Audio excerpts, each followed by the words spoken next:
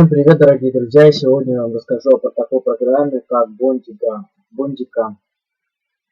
Эта программа предназначена для записывания видео или скриншотов.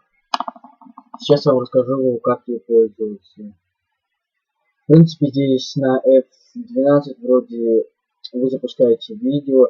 Вот здесь у вас, как только вы запустите, сразу появится вот эта вот рамочка, вы можете сделать ее на полный. Вот это вот на полный экран. А это выделенный шрифт, пуши. Я даже не знаю, как это называется. Ну, выделенный кусок. Но вот будет просто показываться вот это, когда вы будете начинать снимать, а потом закончите, и будет только вот это. Фото делается на...